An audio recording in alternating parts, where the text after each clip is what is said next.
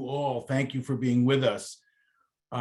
We had at last count, I think 316 guests registered for this webinar, which is fantastic.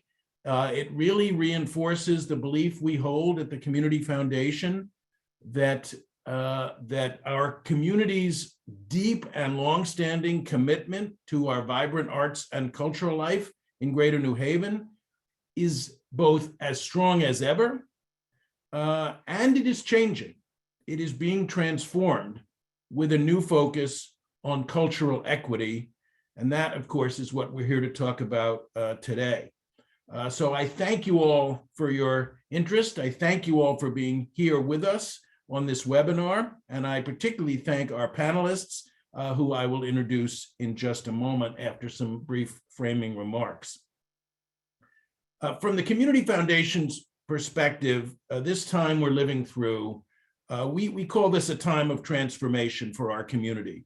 Obviously, things are always changing, but particularly over the last several years, particularly since 2020, I think this can only be seen as a transformative time. Certainly, COVID underscored and continues to underscore the deep structural and systemic inequities that exist in our society around race and other issues.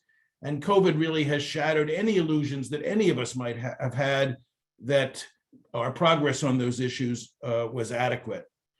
And of course, in 2020, we had not only COVID, but we had the racially based murders of George Floyd and others, which put a tragically human face on this issue of racial inequity. So here in our community and across the country, many of us pledge to do more, and importantly for our conversation today, to do things differently to address these issues in different ways. Certainly the Community Foundation embraced this idea, doing more and doing things differently. We've embraced it in many, many respects. This isn't the place to get into all of that. If you're interested in what we're doing, I would commend you to our website, cfgnh.org, and our annual report, which you can find on our website. But one of those ways, from our perspective, to do things differently was to embrace this idea of cultural equity. Cultural equity as a key building block of how our community can achieve our vision, the Community Foundation's vision of Greater New Haven having a future of greater opportunity and greater equity. That's what we're about, greater opportunity and greater equity. But this cultural equity conversation isn't just about the Community Foundation and what we're doing. It's really has to be and is about the community as a whole. For our community to become a place of greater opportunity and equity requires a commitment of all of us. And for our community to become a community of greater cultural equity, similarly, requires a commitment from all of us. It requires that the people and the institutions across our community recognize this transformation that's happening in our cultural life, embrace this transformation that's happening in our cultural life, and embrace this movement toward cultural equity. And to do that, perhaps statement of the obvious, the people of our community and the institutions of our community have to understand what we mean, what is meant by cultural equity, what it means for our community going forward, and how it's actually happening today on the ground in our community, and what it portends for our common future. So today we have a fabulous panel of guests who are going to take us through those issues. These are people who are leaders in the cultural equity movement. They are on the front lines of the cultural equity movement, and they are the people who are and their institutions that are making cultural equity a reality in our community, that our community can truly understand and truly embrace. So let me just introduce them quickly. I'll start with Salwa Abdussabur, who is the founder and creative director of Black Haven. Black Haven describes itself as an organization that activates art justice through movement building events, through initiatives, and through programming. It's been a privilege of the Community Foundation to get to know Black Haven over the last several years, so I welcome Salwa. And secondly, Rachel Alderman, who is the Associate Artistic Director at Wharf Theater. The Community Foundation has long partnered with Long Wharf Theater over many, many years, many, many decades. They are actually our new neighbors at 70 Audubon Street.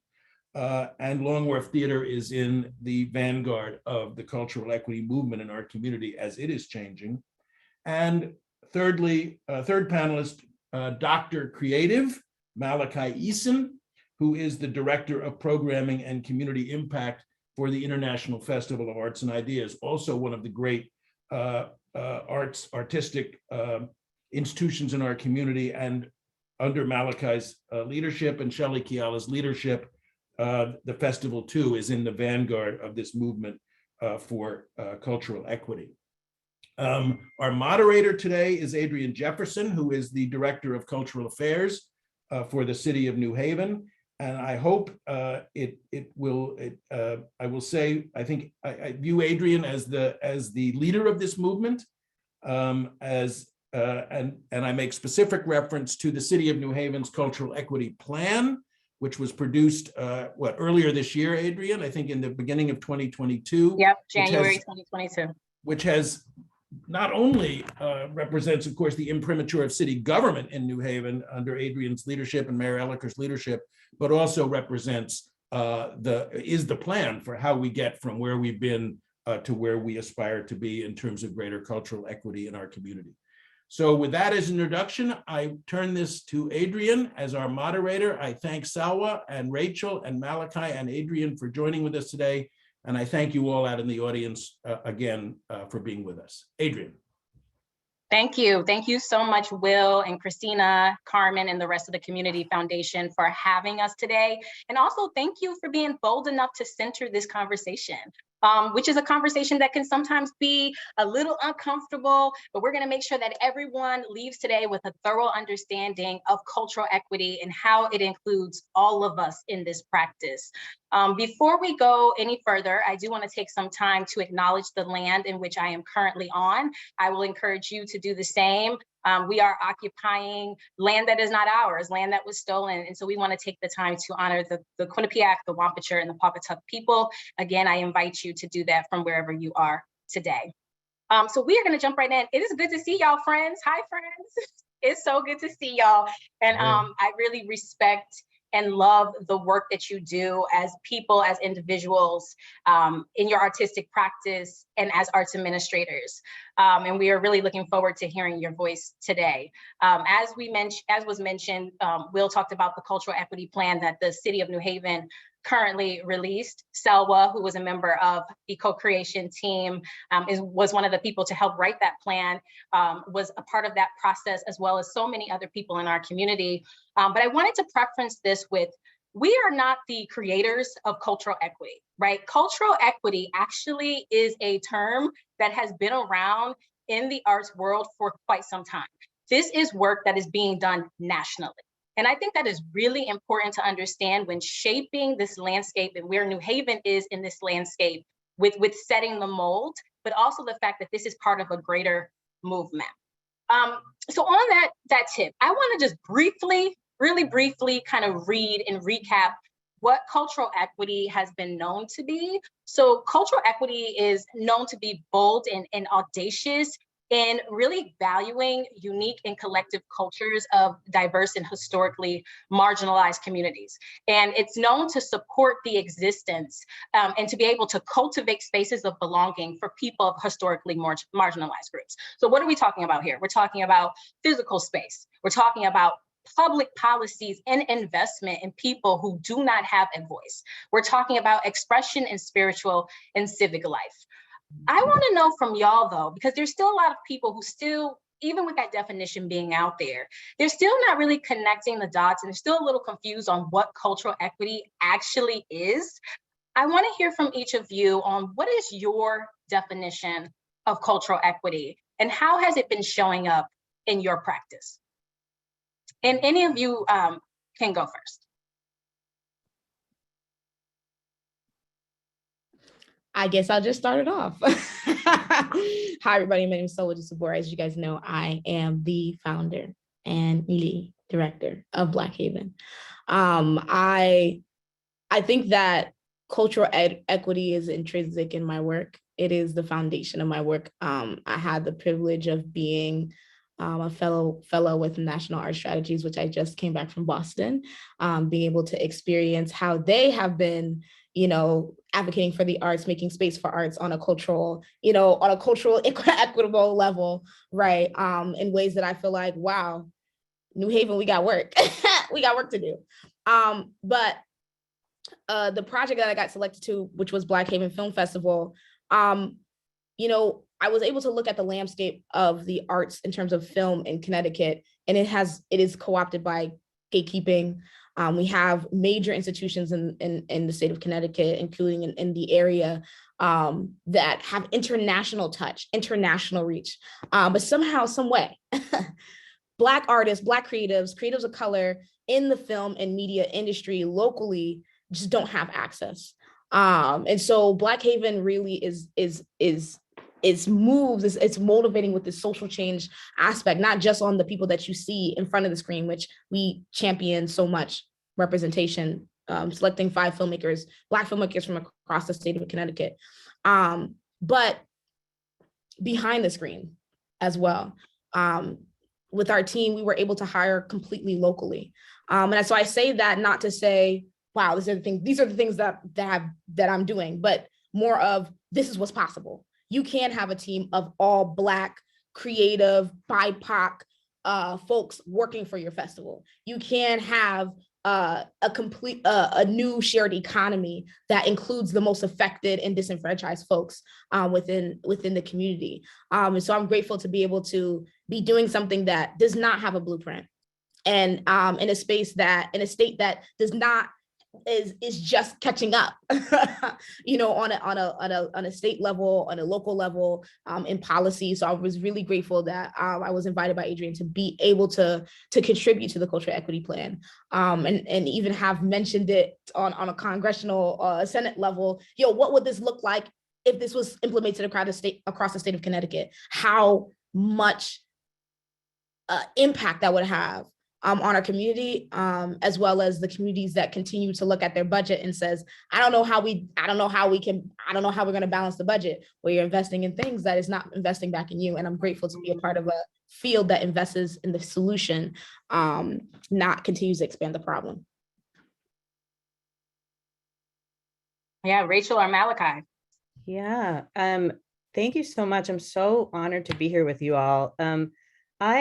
I was just thinking about cultural equity as a practice. It's the lens through which we filter all of our decision-making at Long Wharf. I'm new to the Long Wharf staff, but the process of cultural equity is something that is instilled in me and instilled in the values of the institution. And when I say practice, I mean, especially in our new model, where does this show go? How do you access that show?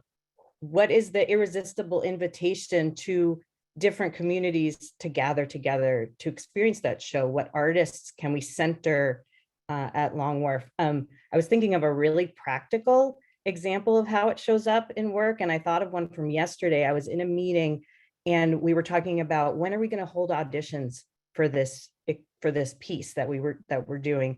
And we had suggested, what if we say self-submit for this week? And a member of my team pointed out, she said, not everybody has the time to film a video during the week.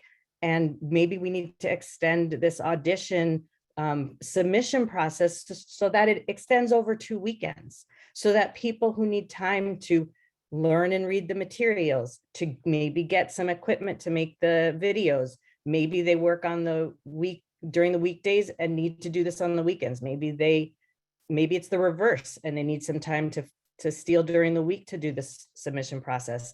So that is like a tiny concrete example of how, when you throw a lens of cultural equity and inclusion and how you want to reach people, that was a tiny thing that happened yesterday, but the lens was there to catch it and say, we can make this opportunity more accessible to the people that we're trying to center. Mm-hmm. I think that's key. Access, right? You're talking about access. Even something that comes to my mind is like childcare, right? Like there are some people who work at certain times who have nowhere to put their child if they were to attend a workshop or a training or a session or something that's going to advance their life. So what ways are we thinking about equitable practices that open the doors and lessen the barriers? So I just wanted to acknowledge that you're naming access. Yeah. Malakhi, how about you?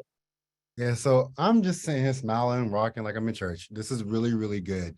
So first of all, I'm super excited to be on this panel. And Salwa and Rachel, I love the work that y'all both do regardless.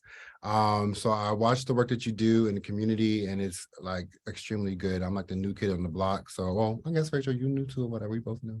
A little bit, I guess. Malakhi, you're not new anymore. That's what I'm saying. Like I'm saying, Rachel's a little bit newer than me. So, you know, I'm like, I know. I've lived here for 16 years, but I've just been at Lumber for 3 months. Like I said, hold on, title. Thank you, Adriane. So what I'm saying is like, you said some things that I thought was very key, as well as Adriane pointed out. When I think of cultural equity, I always think about the word, the first time I was ever exposed to equity, I think of the image of the 3 boys on the stool, and it was over that fence, and you know, that fence, and then it's like a little boy can't see, he's like this, and then one boy's like looking like this and one tall kid, and then they switched the stools and then now everybody's able to see. And so it's about having that access, finding ways of having everybody have an opportunity to see over that fence. And so when I stepped into this position, I was hit with 5,000 things that were not right? People that may not have had access to, whether it was a stage or a performance opportunity or spaces or conversations or even to staff or leadership. So my biggest goal was to break those stereotypes or ways of not having access, right? And so I went on a mission. I call it, I always talk about the apology tour. I went on the apology tour and went about my business and wanted to break down those things and create and figure out like, who are these people? Start having conversations and figure out what those needs were. That's how I felt like we started to create equity. So you start having those conversations, figuring out what the real needs are, and then addressing those needs and seeing how you can give to whatever those needs are to start creating that equity, right? That cultural equity and how you can step in. We are not saviors, right? But having those conversations and being there and taking part in those conversations and then kind of trying to come up with a plan. That's what I think cultural equity is, right? Not just hearing it and just like, oh, that sucks. Okay, well, I hear you, it's cool. But realizing like, if you're in this community, and all of us work in the arts field, right? And so I'm a firm believer that, you know, art and entertainment, we are one of the key factors to change. Back in the day, back when my mom was like growing up, and my grandmother, baby, when she was growing up, music changed everything. The music was the major parts of all the marches. Theater changed everything. Movies, there's a documentary on Netflix now talking about like Black film makers and actors. Those things, that's how we got our messages out. That's how we got our feelings and our moments out. All that, it changed everything. So through art, we can change the narrative of what we're going through right now, but we have to create access to those kind of things. So how do we do that? With the privilege that we have, because all of us, we have privilege. We're in leadership roles. That's a privilege, right? So with that power, we're able to start changing the narrative of our community. So the cultural equity starts with us in these spaces. So going out, not just writing checks, but going out, creating relationships, not creating a relationship and having a meeting and keeping bringing them to, you know, Tiamo and spending a few dollars, but bringing them out to eat, hanging out, going to a meeting with them, figuring out what they're doing, creating a legit conversation, not giving them just your business number, but actually texting them and saying, how you doing? How's your baby doing? How your mama doing? I heard she wasn't doing good. Creating those conversations, because sometimes we're very untouchable, right? All the pre-conversation, all those that pre-work matters, and doing it sincerely, not doing it because you're looking to get something from it. When you sincerely do it and people know who I am, and they know, one, that Malakhi is sarcastic, so he's probably going to be very snappy. That's okay, because they know that's who Malakhi is. And then they know if they need something from me, I'm going to be real, like, I can do that, baby, or no, I can't do it. Because now you're creating a relationship. That's cultural equity. You're no longer elite. You're no longer untouchable. That's a relationship. Sometimes we don't think that way. We think, oh, well, I gave them $500, honey. That's me doing my job. Now they have access. That's not access. It's not a relationship. I'm sorry. This is the topic I love. I get too excited. So No, we create need that all the relationship. excitement. Create that relationship, and that's going to create a change in our atmosphere, a change in our community. So I'll stop talking. We can continue to talk about this stuff. No, actually, let's stay there. Let's stay on that, because I think all of you are bringing up a point that's aligning, and you're talking about centering community. And working with community. And Malakhi, what I hear you talking about is building trust. So my question for you is, how do these historical and legacy-based arts organizations, or even non-arts organizations who want to use cultural equity as a model, but they're like historical, they've been around, they have a certain way of doing things, how do they go about beginning that relationship of establishing trust within the community? Well, how can you establish trust in a community in which you don't represent anything that's in that community? You can't do that. You can't say that I'm not going to trust you if I'm a little Black boy from Dixwell, but you want to come into my community and there's nobody inside your organization who represents me. I don't care if you are a white woman who was raised on Dixwell, baby, you still don't represent me. So you have to be able to come into my community with somebody who's looking, or at least somebody who speaks my language. I was just in Canada, and I ain't gonna say no names because these are actually some really big names. So I'm just gonna give you a little boop, boop, boop, one of those, but quick little scenario. Somebody who's a really big name talking and putting all that information about, oh, I got this, I got this, I got this, and saying people should do certain things in big places. But I had to stop them and say, I get it, you're extremely famous, that's nice, but you're not giving resources. And you're not speaking the language in which these people speak. So before you're allowing them to be in these places, which you're not giving them that opportunity, you have to break it down and speak their language. Speak their language, be in their spaces, but also allow people who identify with them to be in their spaces, to help grow them and to mold them to make them better. So I'm not saying that a Black person needs to be there on Dixwell. I'm not saying it needs to be a Black person, but somebody who identifies with those people. You know what I mean? Because majority of the time, the problem is we're in New Haven and a lot of the organizations are white ran and have white history. So rewrite that history, change it. Yes, it's okay to intentionally hire Black or intentionally hire BIPOC. It's okay to intentionally hire that way, as long as you're hiring because that person is qualified to do the job. And when you're hiring, you have to be in a space, the organizations have to start to be in a space to receive them, right? It's one thing to start to say, hey, we are accessible, but what are the organizations doing? And that could be a whole other conversation, to be able to create spaces of belonging once these people are entering into your doors, right? Once those relationships are being built. Salwa, I want to go to you with the same question around community and trust building, specifically with legacy-based organizations. So I've had definitely, thank you, Adriane. I definitely appreciate you, Malakhi, for bringing this up, because I think this is something that I interact with constantly and on a regular basis. And I can think of various situations where I've interacted with organizations, and even, in the past with, with organizations that at the time did not represent the community. For those who don't know, I grew up in New Haven my entire life. I am 3 generations deep in New Haven. My grandfather built one of the older bridges that went from New Haven to the lighthouse. So my love for New Haven is this deep love. And so therefore I also feel it's deep, wounds as well, in terms of, what impacts our community. And what came up for me when you were talking was 2 strong things. One, policy and a historical model. I'll start with the historical model. When I got the opportunity, and so anybody who's from New Haven, who's a young person, anybody who's on this call from New Haven, and you have not left New Haven yet, leave. Not in terms of leave, in terms of move away, but go out into the world, experience the world, and come back and take those experiences and bring them back. I decided that I needed to move to LA for about a year. Of course, by the time the pandemic happened, so I actually had to move back after a year. But going in that experience and experiencing that community, yes, travel and explore, I was like, it was this beautiful, enlightening experience that I was like, wow, they are really far ahead in terms of an art creative industry and all these different things that I was like, wow, New Haven is capable of doing this. But when I came back and I saw how the structure was there and I came back to New Haven, there was almost a little bit of depression that I interacted with, because Connecticut is a colonial 13 colony state.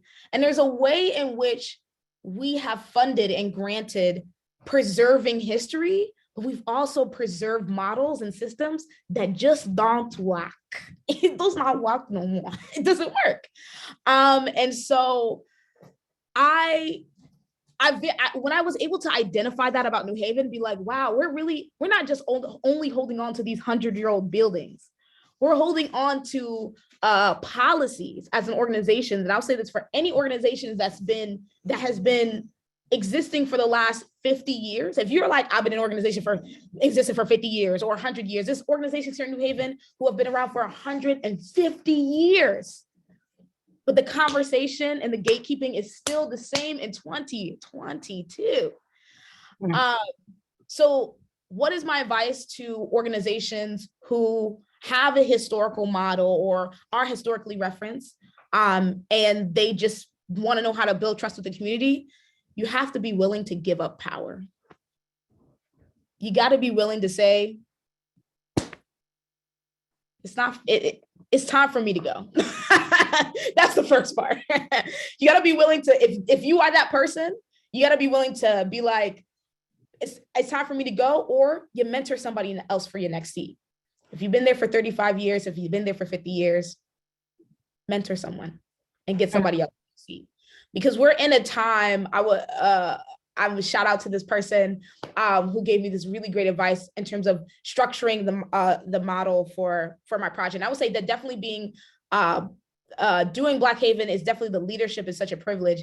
And at the same time, I am not only just doing something that doesn't have a blueprint, but I'm also going up against systems and doing cultural organizing, as well as trying to create a savage business plan, while also trying to fill the need of education for the lack of education and resources that are available, though there are $1 billion have ran through the streets of New Haven and ended up in institutions and have not, it will not, unless there's something lit that would change, please hit me up on my phone, I'll give you my number. That New Haven students and New Haven folks who grew up in New Haven will not have access to, though they may be a free school or institution. You know what I'm saying? So there has to be a shift in the policy. There has to be a willing to give up power and move on. And there has to be a willingness to mentor. And then also not expect Black folks. This is something that I'm going through myself, because I have to get the training on the back end. I've got everything I got through experience, not through a school, not through a degree, through being on the ground, boots on the ground. But being willing to be gracious and mentor young Black and BIPOC creatives and let them fail, yo. Let them make mistakes. Let them fail up. Because we then put Black and brown folks in those positions and then are like, you're supposed to be operating at a capacity of somebody who had access to all these things. Why don't you operate like that? Because I ain't have access to those things. And I'm learning and I'm trying and I'm in spaces where people expect me to be perfect. I'm not perfect. I'm a human being. I want to be extraordinary. I want to tap into my potential, but I also need my community behind me to pull me in and call me in and call me out sometimes to make it there. So I would say policy, looking in how are we preserving a historic, not just how are we going beyond the preservation of history by literally preserving systems and ideas? And lastly, nonprofits should be working to never exist again. Oh, and that's a whole conversation we could have. Okay, and so I'll leave that on that. We can continue from there. But nonprofits, if your mission is end hunger, I want to end date. That multi-million-dollar budget. So I want to, you brought up so many good points. So Rachel, I want to bring your voice into this. And actually, I want to ask you a different question, because I want to kind of push back just for the people who are like, I still don't get it. Or not that they don't get it, they're just kind of like, we're already doing all the work, right? We're doing the work. We've diversified our board. We were doing policy changes. We're working with the artists in the community. We're working with whoever else, like residents in the community, right? There are people who, organizations, deep organizations, kind of like Long Wharf, and also kind of like Arts and Ideas, who are actively making changes that align to cultural equity. However, they may still be receiving pushback, right? External and internal challenges. What is your advice? Well, I'd be curious to know some of your personal challenges there, but what is your advice to organizations who are facing this? They want to do the work, but they're having real challenges. That's such a good question. And I am still, my brain is listening so hard right now. I'm loving this. And I appreciate everything that has come up so far. And the things that keep rising up for me, and based on what you're asking, is that there's always more to do, right? Because it's an ever evolving thing. You never arrive, right? So a company that may be making some changes still has room to respond to the present, to respond to new things that come up, to push for further, to go farther. And the ways that you can start do that is exactly what Malakhi was talking about. It's personal, it's relationship building.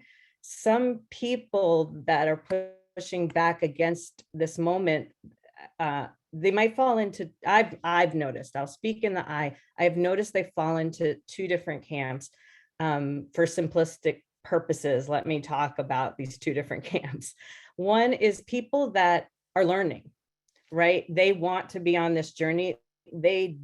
I have friends, I have relatives that really want to understand how to get in this game of creating more social change, of social justice, but it's a new vocabulary and they don't know what they don't know. And I include myself in that, right? This work I'm not fluent in this work.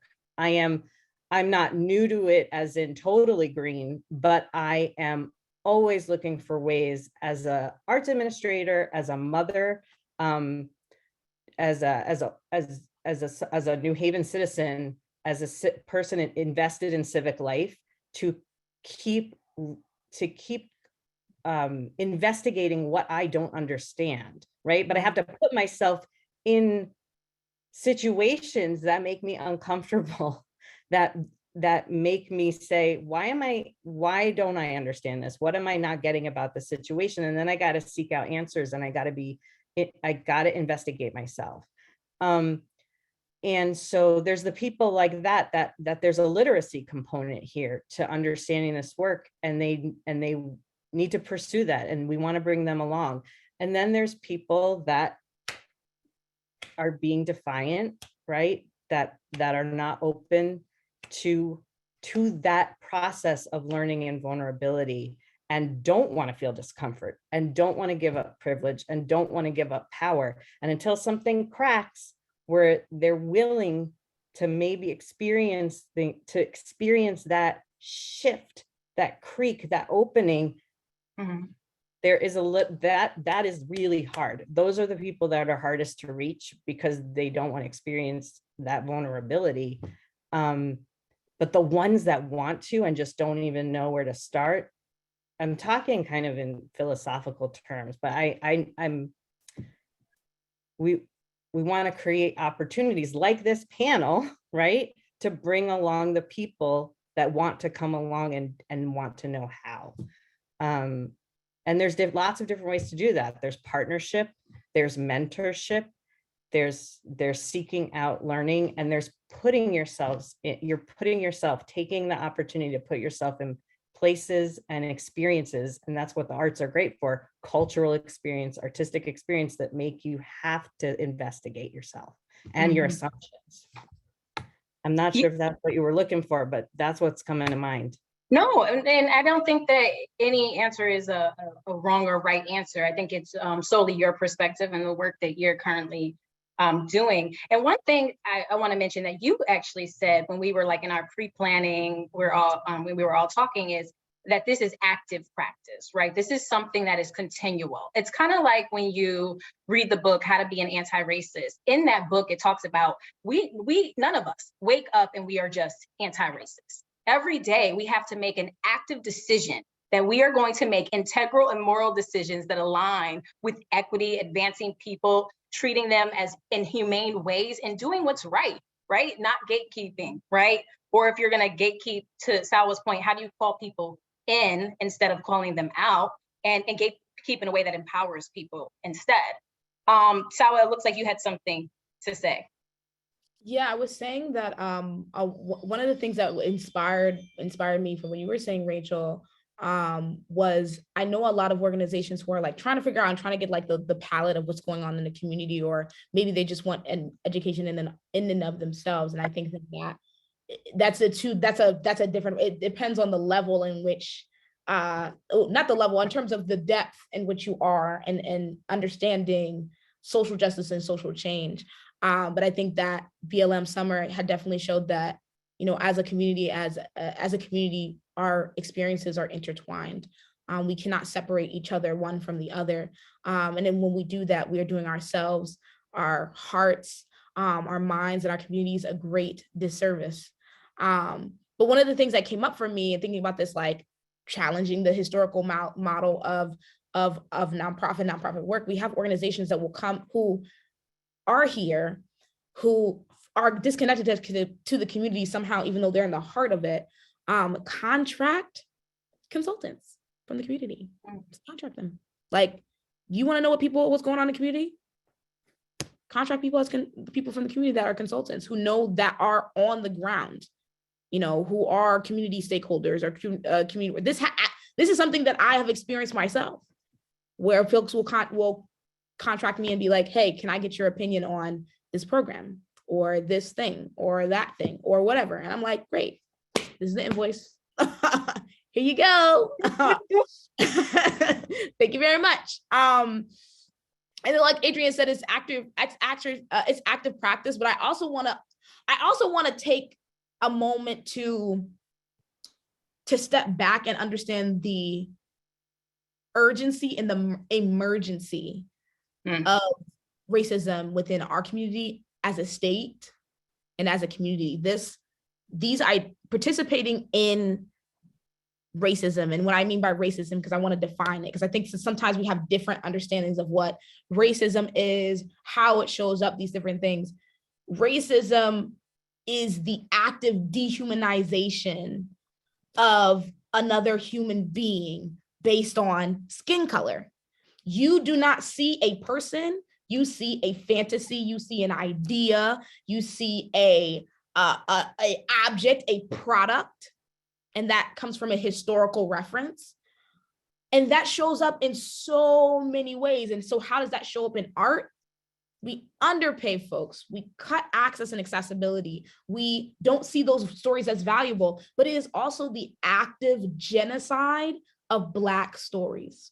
When we as an arts community continue to participate in the machine, the thought pattern, and become an active participant in this idea of racism, we are not only participating in the collective genocide, that shows up in healthcare. Let's go into it.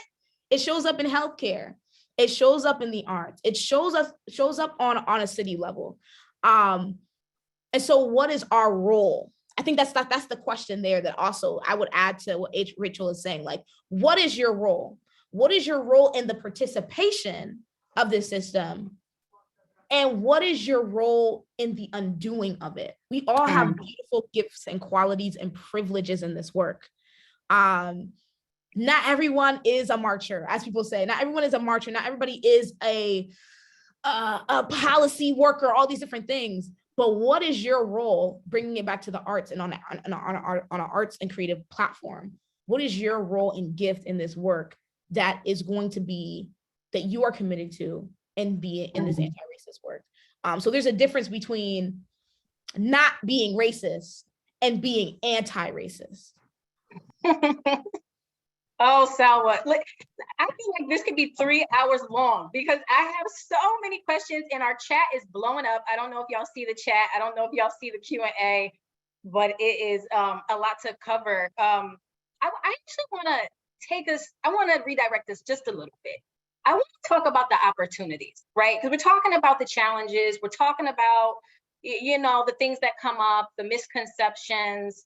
But what are the opportunities? And I'll start by just saying, I think a common misconception and a fear is that this is a little too radical, too transformational, and that, you know, we're going to lose money, right? How do you sustain this in the ecosystem, like economically? And actually, Salwa, you used a word earlier that I just thought was brilliant, which you just talking about shared economy, like that this is tied to shared economy. So I want to talk a little bit about economics, and I want to talk about the benefits of more diverse audience members, right? Increasing foot traffic. Like, what are the economic benefits you're seeing? And Malakhi, we can go to you first. At Arts and Ideas, y'all have done a lot of work recently to make sure you're including local community voices, many of which are Black and Brown voices and performers. A lot of people come, you know, during that 2-week, 3-week period of the festivals being y'all producing the festival, people come and travel here. What are you seeing? Like, are you seeing that economics is decreasing? But what are you seeing more as the economic opportunity here when you're centering cultural equity? So we are in an interesting place at the festival. Let me get out of this place because I was listening to Salwa talking. There's so many things going through my head, and I don't know, y'all see me looking in the sky because there's a lot of things that was said. So let me go back to your question, but you said some great things, baby. But let me go back to this. Okay, boom, we're here. Okay, so the festival, yes, we had definitely been walking in the light, shining in the light, trying to move in that direction. So I wouldn't necessarily know exactly what our patrons have been looking like prior to me being here, but I've heard stories. I've heard what things look like, right?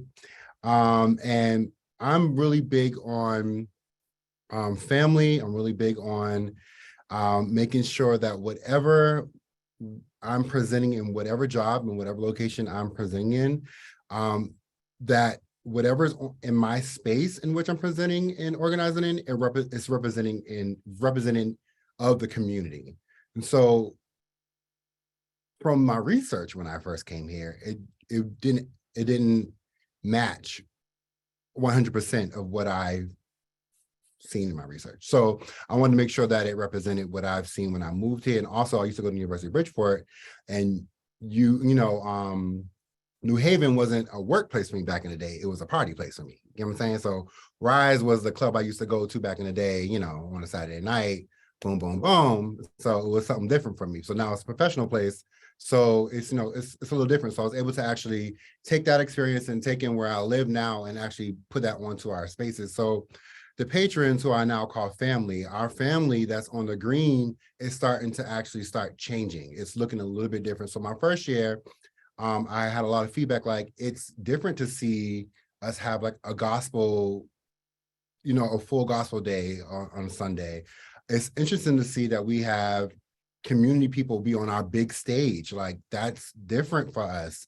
But listen, there's so much talent here in New Haven, and not just in New Haven, but in Connecticut. We have Grammy Award winners, Stellar Award winners. We have people who've traveled with major artists, people who traveled with major artists, who toured. Like, we have people who are here in our community who we need to start to tap into. So when I find these things out, like, why aren't we sharing these things? And I feel like that's what we need to start doing, right? Even some people who, Tabisa, who's in our chat, like, we have Stout, who's another person. Like, I can call these names. Crazy people who are just like all over the place, touring, living their best life, honey, touring, but who live in our community, recording, doing that things. Who I'm like, these people need to be in our spaces. So if I have the opportunity to put them there, yes, which starts to mold our audience, right? And so now it's growing, and I'm able to present new things. And so not am I only able to present new things, it's starting to bring in a new type of revenue, right? It's starting to be like, oh girl, I didn't know they had this. This has been going on for how many, 27 years? I don't even know what festival? It's so crazy. I start talking about the festival and people are like, oh, I didn't know about that. What, how many people show up? What happens there? And so it's starting to really, really grow. And that's a good thing because it's almost like we're starting over again. What I want people to realize, like, music works, festival works like this. You have funders who are usually an older demographic. We already know what that looks like, right? So these people are now at this place. This is where they're at in their life. And I'm not going to say everything, but let's use my hands. Let's figure out where they're going. These are these people who give the money, they make things happen. They're making it happen right now. We're grateful for these people, but these people are not going to be here forever. These people who are my age, my people, who need these people to start teaching these people to continue to have arts and culture happen. Our people, we have access to everything. We go online. We don't necessarily need to always be outside. We like to keep our money, and we need to figure out the importance. So we need to figure out how to program to these people. So my job is to start focusing on these people, massaging these people so that we don't lose our art.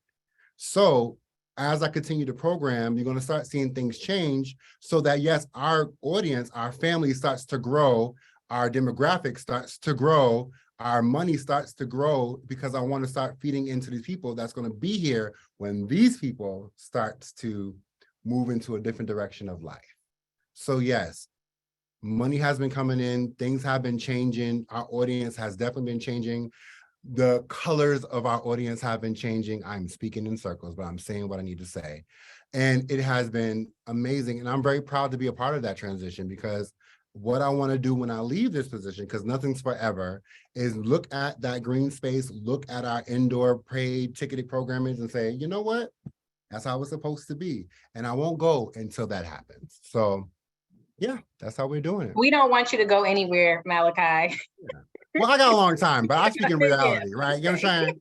You know what I mean? We in here tight, but you know, I'm definitely like, my goal is to continue to, like, every year take a chance, take a dare. Like last year we presented comedy, and that was something like different. Like Michelle Buteau, you know, she's a little different. This year we have something extremely different, way different, but you know what I mean? But and y'all been doing too drag shows, and like, because it's not just, I do want to preference that when we're talking about cultural equity, yes, it centers race. A lot of it unapologetically centers race, but it also is about other marginalized groups, right? In the intersections of race.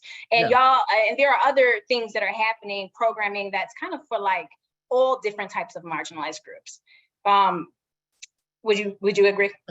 So we do, I mean, and that's the thing. And I often, because I guess I'm part of the LGBTQ community. So for me, it's like, yes, I need a drag show. So I don't really always talk about it. But yes, it's different to, you know, New Haven, a full-on day, our closing day for the last 2 years, and also this year, will be a drag show, and has been a drag show. And that's like different for the state of Connecticut. We've been partnering with the organization for the last 2 years. And so working with, you know, people to make that happen. And then we really been highlighting our Latin community, working with our brothers and sisters from Colombia and from Cuba. Like, we've really been like making sure that representation has been working in our spots. And that has been coming from, once again, relationships.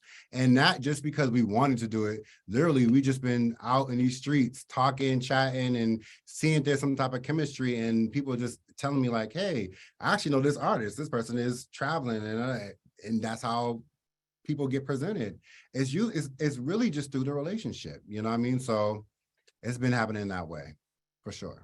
I want to, so we only got about 10 minutes left, probably a little less than that. I'm going to leave my questions alone and try to get to this chat. I am going to ask y'all, because I would like to get to at least 2, maybe 3. Keep your answers brief. I know it's so hard to do with this topic that is an extensive topic and does require us to talk a lot about it. Our first question is, how do we make sure that these conversations, actually, I love this question. How do we make sure that these conversations aren't just moments and really hold organizations that boast community engagement accountable for action and change? let's go to either Salwa or Rachel, and then I'll come back to you, Malakhi. So unionize. I know that's like a very like political term, but when I went to Massachusetts, I noticed that I was recommended to reach out to the Massachusetts Production Coalition. We don't got a production coalition in Connecticut. We only have 2 production represented things, and one of them is represented for Southbury, and the other one's Middletown, but it's hyper local to them.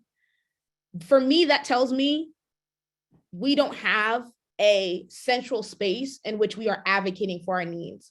I think, I'm speaking specifically to Black and Brown creatives at this moment.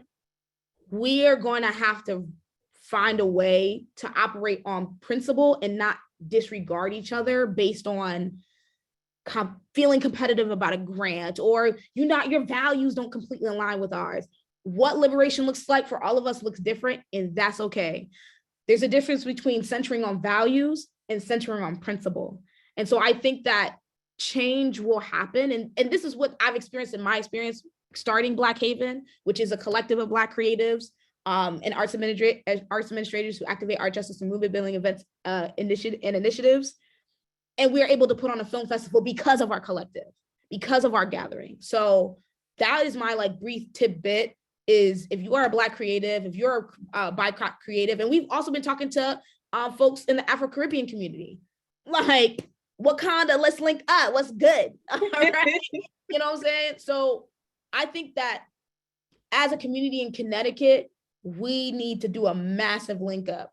And I think that's what the lit thing about what's going on right now is that we have people like Malakhi and a revolution and evolution of Black creatives and BIPOC creatives being trained and getting these experiences and leading in these major arts institutions. And we gotta be willing to hold on to principle and not throw away each other based on our values. Rachel, how about you? We haven't heard your voice in a while. I was just going to say, this new model at Long Wharf Theater, like you're going to see it in action, because it'll be very tangible if we're walking the walk, because you'll see who we're centering, where we are, what the membership looks like. The choices that we're making are going to be really visible, right? Because there's nowhere to hide. There's no building. What we choose to do and where we choose to do it and who is hired to do it and who comes to it, that's what you're going to see, because that we are in a period right now, a beautiful transition period of listening and learning and taking stock of our systems and ourselves and rebuilding.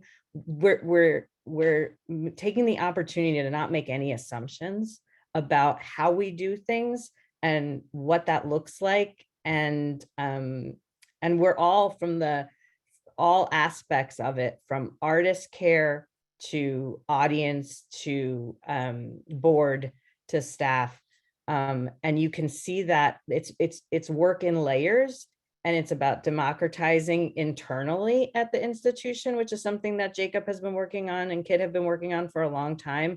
It's about pushing that conversation further so that all the voices are heard at different points of the process, in different ways that we produce, in the ways that we center equity and pay parity and with our artists. So how do we stay accountable? That you'll see that it'll be very obvious whether we are accountable to this vision or not, because it'll be very clear in the next few years. And the people who are giving us grace to rebuild from the inside out at this moment, we're deeply grateful for that, and who are joining this journey with us at this time, because this is a difficult but beautiful opportunity to build on our legacy and expand outward. So Malakhi, before you answer, I want to throw out our last question. Everyone in the chat, so all of the questions in the chat are amazing and require a lot more conversation. I do want to acknowledge that I believe the Community Foundation will get back to you answering those questions, and they put together a document that answers those questions. So I just want to acknowledge to our audience, we are not ignoring you, and I'm sorry that we did not have enough time. I wanted to, so you, Malakhi, we'll start with you, and then it will go round robin, just to wrap up this wonderful, enlightening, and just transformational conversation. So Malakhi, when you answer your question, you can answer the prior question and or this question I'm going to throw out. How do we make sure that everyone realizes that they can play a role in cultural equity work? Especially because we are boldly centering historically marginalized people, specifically Black and Brown people. So how do we make sure that other folks don't feel isolated? What is the role that they can also play in this? And how does cultural equity pretty much bring the whole community together? So how does anybody get involved in this work? Pretty much. Just how do we make sure that people, because it's a real thing where people feel like, oh, well, you're not talking about me. You know, I feel like there's a fear I'm not included, or how do people feel like they're being pushed out? So what is your response to that? This is everybody's responsibility. And so I don't want to damage the question. I get it, but I want to just say to everybody, this is everybody's responsibility. And this is not a black-white thing. This is everybody's responsibility. So I invite everybody to be a part of it. So if you're in this space, you obviously care about this topic. So your responsibility is to go to your organization and bring this topic up. Share the video that's inside your email when you leave this space with your leadership. Have them watch it in your staff meetings with your staff that you may have underneath you or above you. Have a conversation with them. And then after that conversation, put some things into place. Are you doing this? Are you not doing this? If you are doing this, are you abiding by some of these things that we talked about? Can you implement some of these things that we talked about? Are you being creative enough to try to see if there's other ways around it to make some of these things happen? That's the only way that things change, right? Mm-hmm. And then if you don't have any of this stuff going on, there are people who, like Salwa, myself, Rachel, Adriane, obviously, honey, that you can get to go into your organizations and talk about it, train. I didn't know nothing about this until training came along, taught me, smacked me in my butt, realized I need to do better. Now I'm aware. Become aware, put things into place. That's how we get better. So it starts in this conversation, but it's also our responsibility to go to our spaces and make that change. And then that's how everybody's included. Nobody's without the opportunity to make this a bigger thing. Thank you, Malakhi. And we are at 1, but I do want to quickly give Salwa and Rachel, even if it's just one word that you can sum up how we all do it together, or a couple of words, but and then we will wrap up. Super fast. Start with yourself, start with your family, interrogate yourself and put yourself in, and your loved ones in places where you can really either create opportunity or experience something that you've never experienced before. You have to put yourself out there. So start, if it feels too big, if the concept feels too big, if the work feels too large, start with yourself, start at home, do one thing differently. Read one article. 2 things. Solidarity economy. I just posted a video that really inspired me this past week and reminded me why I'm doing this work. Please watch that video. 2, Community Foundation, be a champion for the Cultural Equity Plan. Have us back. We clearly don't have enough time to talk about all of the amazing ways that this policy, which is a policy of the city of New Haven, encompasses not just major institutions, but grassroots, folks on the grassroots, and be a champion to get this cultural equity plan to be on a state level. It will only benefit the state of Connecticut. It will only benefit the state of Connecticut. So that is my 2 things. I think that's a perfect ending. Thank you all so much for your time, for the work you do, for being in community with me today and always. I love y'all and I appreciate y'all. Thank you to the Community Foundation for having us, and thank you for everyone who tuned in with us and who was in community with us. I do want to just briefly say, I believe a survey is going to be sent to you all and there will be some follow-up involved. But until then, have an amazing, amazing afternoon. Thank you. See y'all later. This was great. Bye.